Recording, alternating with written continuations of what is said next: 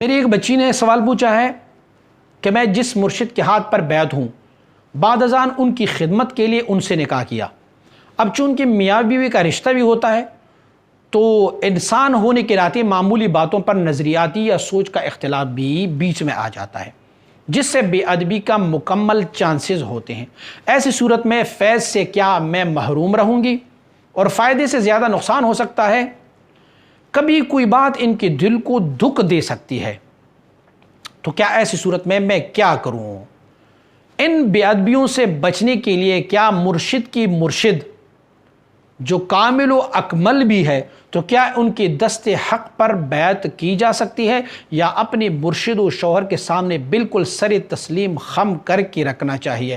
ان کی کسی بات، کسی فیصلے پر اعتراض نہ کیا جائے، جبکہ شوہر زیادہ تر معاملات میں فطری طور پر جلد باز ہوں، اور جلد بازی میں کی گئے سارے فیصلے بھی ٹھیک نہیں ہوتے۔ مکمل رہنمائی فرمائیں۔ بہت اچھا کیا کہ آپ نے اپنی شیخ سے ان کی خدمت کے لیے ان سے نکاح کر لی۔ ایک دوسری بات یہ ہے کہ اللہ رب العزت نے میاں بیوی کے درمیان بہت ساری وسعتیں رکھی ہوئی ہیں۔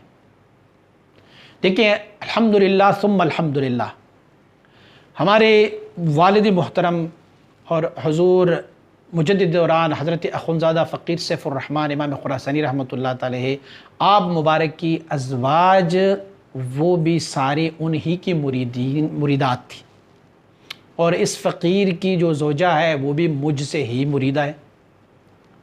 حضور سید عالم صلی اللہ علیہ وسلم بارک کی ازواج مطہرات سب حضور کی امتی،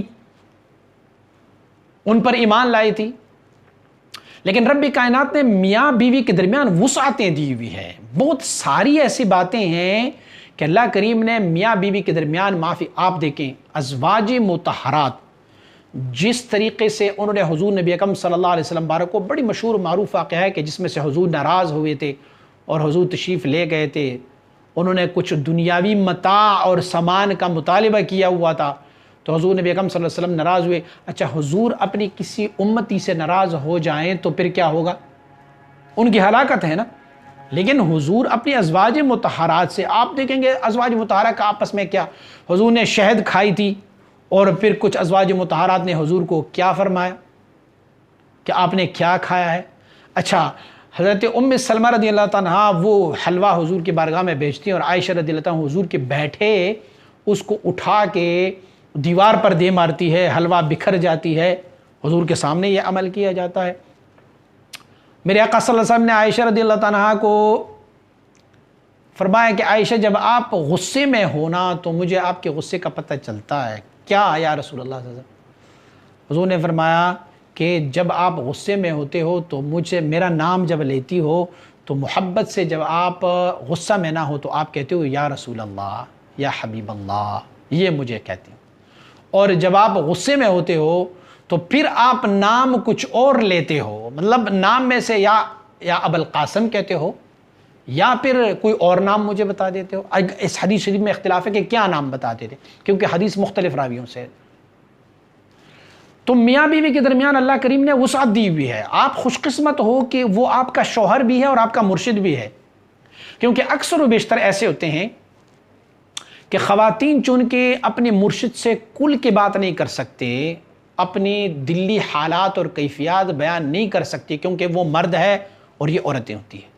لیکن پھر کیا ہی قسمت والی ہوتی ہے کہ جو ان کا شوہر بھی ہو اور شیخ بھی ہو، تو ان کے ساتھ کھل کے بات کر سکتی ہے، اپنی ما فی الضمیر بھی بیان کر سکتی ہے۔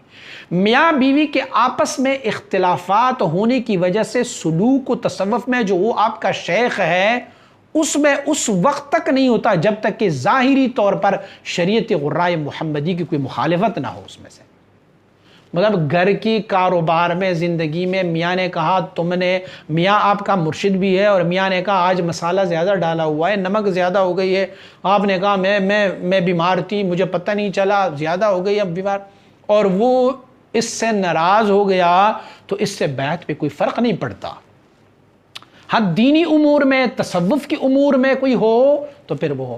اور رب کائنات نے ادب کو میاں بیوی کے درمیان وہ مرشد ہوتے ہوئے بھی ختم کیا ہوا ہے۔ اب آپ دیکھیں، میں آپ کو اب کیا مثال دوں کہ میاں بیوی کو اللہ رب العزت نے مرشد ہوتے ہوئے جب میاں بیوی بن جاتے ہیں تو اللہ کریم نے ان کے لیے ہم بستری کی اجازت دی ہے. اور حال یہ ہے کہ یہ کام اگر میاں بیوی نہ ہوتے، دیکھیں آپ، یہ آداب جو شریعت مطہرہ نے ہمیں اپنے مرشد کے ساتھ یا طریقت نے بتائے ہوئے ہیں وہ ہے جو شریعت غراء محمدی کے خلاف ہو. فلہذا اس زمرے میں کوئی بے ادبی نہیں ہوتی کہ جب شریعت کے اصول میں، طریقت کے اصول میں آپ ان کی خلاف ورزی، آپ یہ سوچتی ہوں گی کہ شاید میری جو شوہر ہے، میرا شوہر جو ہے وہ میرا مرشد بھی ہے، اور کبھی جو ہے میں نے ان کو کہا کہ شیخ مجھ پر یہ سوٹ کیسا لگتا ہے، اور شیخ نے کہا کہ یہ تم پہ اچھا نہیں لگتا، وہ سوٹ مجھے پسند ہو، تو میرے دل میں ایک بات آ جائے گی. اس سے بے ادبی کے زمرے نہیں ہے یہ. یا یوں کہیں کہ اپنی شیخ کی طرف پشت کر کے نہ جائیں، وہ مریدوں کے لیے ہوتے ہیں، جبکہ بیوی ہوتے ہوئے، مرید ہوتے ہوئے یہ آداب نہیں ہے ان کے درمیان، بلکہ یہ آداب اب ختم ہو گئے ہیں. یہ عین ہی، لیکن میں بار بار پھر بھی کہہ دوں گا کہ شریعت غراء محمدی کے اصولوں اور طریقت کے اصولوں کے مطابق ادب کے زاویے میں رہیں گے. انہیں یوں تصور کریں، عام بیویوں جیسے نہیں ہوں گی، کیونکہ میرے آقا کے جو ازواج مطہرات صلی اللہ علیہ وسلم رضی اللہ عنہن، وہ مبارکات کو اللہ رب العزت نے فرمایا لستن کاحد من النساء، آپ عام مومنوں جیسے نہیں ہو. تو آپ بھی جو اپنے شیخ سے شادی کر بیٹھی ہو تو آپ عام بیوی نہ ہو، بلکہ آپ ان کی مریدہ بھی ہو. فلہذا تھوڑے سے اس طرف خیال رکھیں، لیکن آپ اپنی ذہن سے یہ بات نکالیں کہ ہمارے درمیان اگر کوئی نظریاتی اختلاف ہو تو پھر میری بیعت وہاں سے ٹوٹ جائے گی. آپ نے ایک اور بات بھی کی ہے کہ میں اپنی شیخ کی شیخ سے بیعت ہو جاؤں تو کیا یہ بہتر نہیں ہوگا؟ آپ اپنی شیخ کی شیخ سے تب بیعت ہو سکتی ہیں جبکہ آپ کا شوہر اور آپ کا شیخ آپ کو فیض اور کمال سے بہرمند نہ کر سکے. اگر فیض اور کمالات جو ہے وہ آپ کو ملتے رہیں گے، بیوی بھی ہے اور فیوزات بھی مل رہی ہیں، تو پھر آپ ان کے ساتھ وابستہ رہیں، پھر ان کی شیخ کے پاس جانے کی کوئی ضرورت نہیں ہے.